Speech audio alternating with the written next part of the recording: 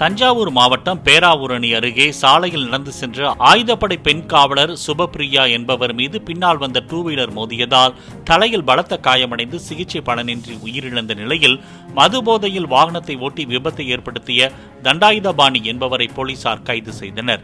தஞ்சாவூர் மாவட்ட ஆயுதப்படையில் பணியாற்றி வந்த அரியலூர் மாவட்டத்தை சேர்ந்த சுபப்பிரியா ரெட்டவயல் அருகே உள்ள கோயில் திருவிழா பாதுகாப்பு பணி முடிந்து திரும்பும்போது விபத்து ஏற்பட்டுள்ளது.